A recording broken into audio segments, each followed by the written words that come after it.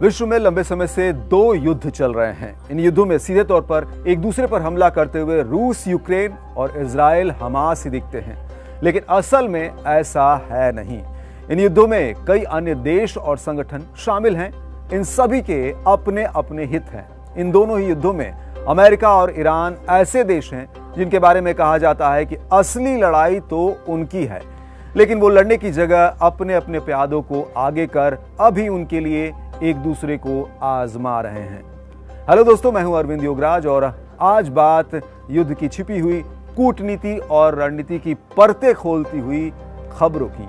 तो जस्ट पे your attention. देखिए, अमेरिका के बारे में कहा जाता है कि वो यूक्रेन के कंधे पर बंदूक रखकर रूस से लड़ रहा है, तो उधर ईरान हमास और हिजबुल्लाह सहित अपने अन्य लड़ाका समूहों के जरिए युद्ध लड़ रहा है। एक मजेदार बात और है कि विश्व में दो मोर्चों पर हो रहे युद्धों में अमेरिका की भूमिका दोनों में है। एक तरफ वो यूक्रेन को हथियार और अन्य सहायता देकर रूस से लड़ रहा है, तो दूसरी तरफ इजराइल को हथियार और बाकी मदद देकर ईरान को भड़का रहा है। जानकार तो यहां तक कहते हैं कि अमेरिका हथियारों का बड़ा कारोबारी देश रहा है और इससे उसे भारी कमाई होती थी। अब काफी देश इस मामले में उससे आगे निकलते जा रहे हैं और खुद भारी मात्रा में हथियार बना रहे हैं। इतना ही नहीं, बल्कि अमेरिकी हथियारों से ज्यादा बेहतर और आधुनिक हथियार बना रहे हैं। हथियारों के मामले में रूस से लेकर चीन और ईरान तक काफी आगे निकलते जा रहे हैं। इससे अमेरिका का परेशान होना स्वाभाविक है। दरअसल अब जब ताकतवर माने जाने वाले लगभग सभी देश एक से बढ़कर एक हथियारों से लैस हैं और वे उन हथियारों की संख्या भी बढ़ाते जा रहे हैं, ऐसे में एक नई होड़ भी जारी है। वो है सबसे पावरफुल देश होने का तमगा। लंबे समय तक ये ताज अमेरिका के पास रहा। अब इस ताज को पाने के लिए जरूरी माने जाने वाले योग्यता कई देशों के पास है। यही वजह है कि पावर सेंटर बनने को लेकर जंग छिड़ी हुई है। इस जंग को रूस, अमेरिका और ईरान अपने अपने तरीके से लड़ रहे हैं।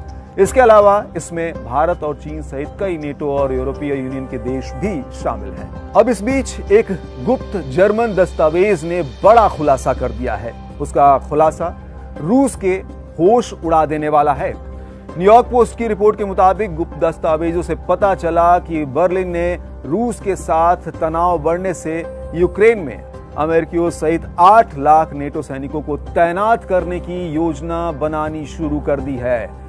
इस दस्तावेज को ऑपरेशन डायचलैंड के नाम से जाना जा रहा है और कहा जा रहा है कि ये जर्मनी को संभावित तीसरे विश्व युद्ध के लिए तैयार करने के लिए 1000 पन्नों की योजना है। अच्छा, इससे पहले कि हम आगे बढ़े, अगर आप इस चैनल पर नए हैं तो इसे सब्सक्राइब जरूर कर लें, क्योंकि यहाँ कड़क खबरों की भरमार है। और आगे बढ़ते हैं। एक जर्मन अखबार के मुताबिक गुप्त दस्तावेज इंफ्रास्ट्रक्चर और उसकी सुरक्षा सहित अन्य चीजों के बारे में बताते हैं कि जिससे कि उन्हें इस्तेमाल सेना कर सके। उस योजना में यह तक कहा जा रहा है कि खतरे की स्थिति में कंपनियां और लोग अपनी सुरक्षा व्यवस्था की तैयारी पहले से कैसे कर सकते हैं। जर्मनी ने दस्तावेज के जरिए लोगों को यह भी निर्देश दिया कि वे डीजल जनरेटर या पवन टरबाइन का इंतजाम कर युद्ध की स्थिति में बिजली के लिए आत्मनिर्भर रहे। दरअसल दुश्मन देश जब हमला करता है तो सबसे पहले बिजली और ईंधन वाले ऊर्जा के ठिकानों पर ही हमला कर उन्हें ध्वस्त करता है।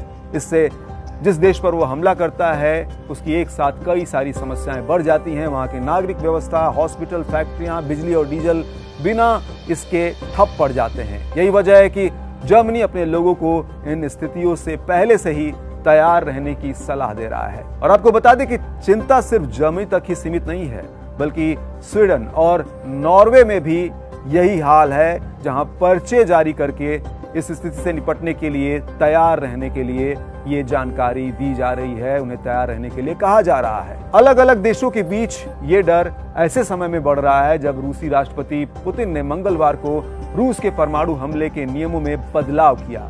नए बदलाव के तहत कहा गया कि अब रूस गैर परमाणु हमलों का मुकाबला करने के लिए भी परमाणु हथियार तैनात कर सकता है। इस पर जर्मनी के विदेश मंत्री एनालेना बैरबॉक ने मंगलवार को कहा कि उनका देश पुतिन की परमाणु नीति में बदलाव होने से डरता नहीं है। उन्होंने ये कहा कि पुतिन हमारे डर के साथ खेल रहे हैं। इसी के साथ उन्होंने इस बात पर भी जोर दिया कि अब उनके देश यानी जर्मनी को भी अपनी सुरक्षा के लिए हथियार और अन्य चीजों पर अधिक पैसे खर्च करने चाहिए। इस बीच कई विदेशी नेताओं, विश्लेषकों और अमेरिकी अधिकारियों ने कहा कि अमेरिकी सेना की सीधी तैनाती युद्ध में अब तक का एक बड़ा फैसला है। उधर डोनाल्ड ट्रंप ने भी बार बार चेतावनी दी है कि अमेरिका तीसरे विश्व युद्ध के कगार पर हो सकता है। हालांकि ट्रंप अपने चुनावी अभियान में यह भी दावा करते रहे हैं कि वही एकमात्र व्यक्ति हैं जो रूस यूक्रेन की शांति वार्ता के लिए उन्हें एक साथ ला सकते हैं और युद्ध समाप्त करने की दिशा में काम कर सकते हैं। इधर यूक्रेनी राष्ट्रपति व्लादिमीर जेलेंस्की का भी मानना है कि ट्रंप का चुनाव युद्ध को जल्द समाप्त कर देगा क्योंकि वे पुतिन से अधिक ताकतवर है। इसके साथ ही जेलेंस्की ने यह भी चेतावनी दी है कि यदि अमेरिका यूक्रेन को सहायता देना बंद करता है तो उनका देश हार जाएगा। जेलेंस्की की चिंता और चेतावनी इसलिए भी महत्वपूर्ण है क्योंकि ट्रंप बिल्कुल अलग मिजाज के हैं और इन युद्धों को लेकर जैसी उनकी अब तक की प्रतिक्रिया रही है वो कुछ ऐसी रही है कि युद्ध लड़ रहे हो तो अपने पैसे और ताकत से लड़ो। ये साफ तौर पर उन्होंने कहा है, हमसे मदद की उम्मीद मत रखो और ना हम मदद करेंगे। ट्रंप कुछ ऐसा ही मिजाज रखते हैं। ये बात वो युद्ध लड़ रहे अमेरिका पर निर्भर देशों को बता भी चुके हैं। ऐसे में कहा जा सकता है कि आने वाले समय में अमेरिकी मदद के भरोसे युद्ध लड़ रहे देश या तो जैसे तैसे शांति समझौता स्वीकार कर लेंगे या अगर लड़ाई जारी रखेंगे तो फिर युद्ध के होने वाले नुकसान के गर्त में डूबेंगे।